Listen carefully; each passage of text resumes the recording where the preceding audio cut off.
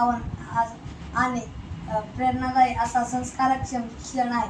कारण आज आपण ज्यांच्या भेटीला आलो आहोत असे व्यक्तिमत्व जे भक्तीच्या माध्यमातून ज्ञान देतात, कीर्तनातून संस्कार घडवतात आणि संत विचार सर्वसामान्यपर्यंत पोहोचवतात, म्हणजेच आपले आदरणीय कीर्तनकार. कीर्तन म्हणजे केवळ गाणे नव्हे तर कथा, अभंग, विनोद, जीवनमूल्य यांचा सुंदर संगम भरलेला असतो. आणि संत तुकाराम, संत नामदेव, संत ज्ञानेश्वर यांचे विचार ऐकून आपल्या मनात खोलवर रुजतात. कीर्तन कसे करावेत, चला तर कीर्तनकार महाराजांकडून सोप्या शब्दात जाणून घेऊया. चला तर मुलाखतीस सुरुवात करूया. तुम्ही महाराज, आपले नाव काय? मी भागवत महाराज जळगावकर, पंढरपूर जळगावकर या फड परंपरेचा पायी. आपले बालपण कसे गेले?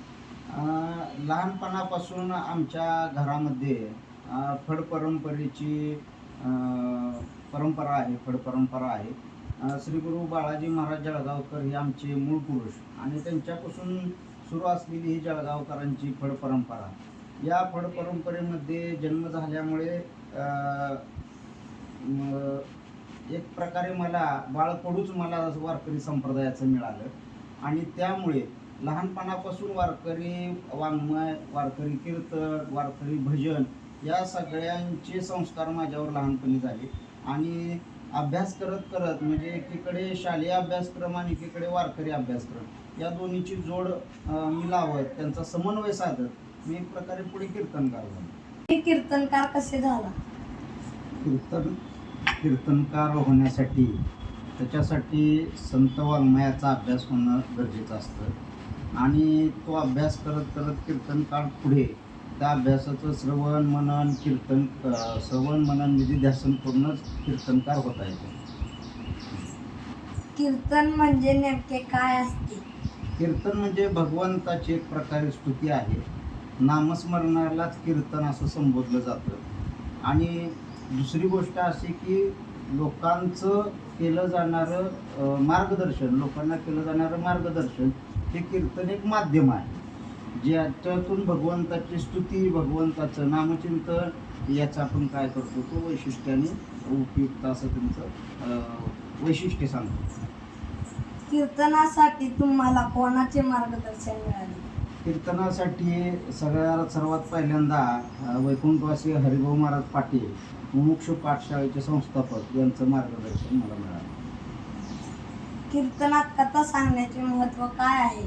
कीर्तनामध्ये पौराणिक कथा सांगितल्या जातात जेणेकरून माझं ज्या काही गोष्टी घडल्यात त्याच्यातून पुढच्या लोकांना एक प्रकारे त्यांना उपदेश व्हावा, बोध व्हावा, याच्यासाठी काही कथा सांगितल्या जातात.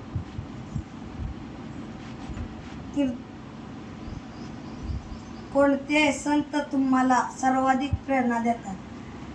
संतांची मांदियाळी संत ज्ञानेश्वरांपासून संत निळोबापर्यंत मानली जाते. प्रामुख्याने वारकरी परंपरेमध्ये संत तुकारामांचे अभंग घेऊन कीर्तन करण्याची पद्धत रूढ झालेली आहे. आणि त्याच पद्धतीने संत ज्ञानेश्वरांच्या ज्ञानेश्वरीवर प्रवचन करण्यासाठी सगळे कीर्तनकार उद्युक्त असतात. त्यामुळे ज्ञानेश्वरांपासून निळोबापर्यंत सर्व संत हे माझ्या आवडीचे आहेत. अभंगाचा अर्थ समजून घेणे का गरजेचे आहे? अभंगाचा अर्थ समजून घेणे गरजेचे काय आहे तर त्या अभंगातून अर्थ काय निघतो आणि त्याच्यातून परमार्थ काय हे त्याच्यातून समजतं. म्हणून पहिल्यांदा त्या अभंगाचा अर्थ समजून घेणं गरजेचं आहे. काही वेळेस अभंगामध्ये असं असतं की वाच्यार्थ वेगळा आणि लक्षार्थ वेगळा असतो, म्हणून अभंग हा समजून घेणं महत्त्वाचं आहे.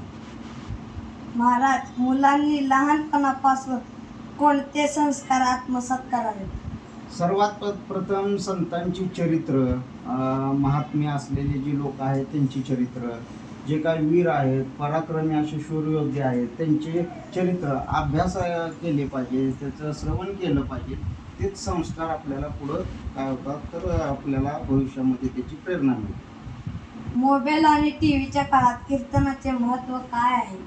मोबाईल आणि टी व्हीच्या काळामध्ये कीर्तनाचं महत्त्व म्हणजे जे कोणी कीर्तन ऐकण्यासाठी जाऊ शकत नाहीत असे वयस्कर लोक आहेत, तर त्यांना एक प्रकारे ते एक साधन आहे की त्याच्यावर ते यूट्यूबच्या माध्यमातून वगैरे ते कीर्तनं जे शूटिंग झालेले आहेत ते घरी बसून सुद्धा पाहू शकतात. अभ्यास आणि भक्ती यांचा समतोल कसा साधावा? तुकोबरायांचं एक प्रमाण आहे, असाध्य ते साध्य करतीस आहे असं कारण अभ्यास तुका म्हणे.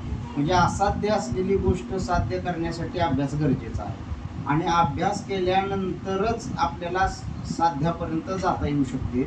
तर भक्तीच्या माध्यमातूनच तुकोबरायांनी ही अभ्यासाची नीती सुद्धा सांगितलेली आहे. राग अहंकार कसे दूर करावे? राग आणि अहंकार दूर करण्यासाठी भगवंताचं नामस्मरण हे एकमेव असं साधन आहे.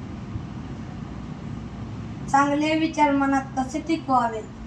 चांगले मनात विचार टिकवण्यासाठी सगळ्यात प्रथम संतांचे असलेले जे काही वाङ्मयीन ग्रंथ रचना आहे त्याचा अभ्यास करणं गरजेचं आहे. त्यांनी जे काही सांगितलेले उपदेश आहेत ते अंगीकारले पाहिजेत. त्याच्यातून हे सगळे आपण कळू शकतो. कीर्तन करताना तुम्हाला कोणता क्षण सर्वात आवडतो? कीर्तन करत असताना पौराणिक कथा काही वेळेस सांगितल्या जातात.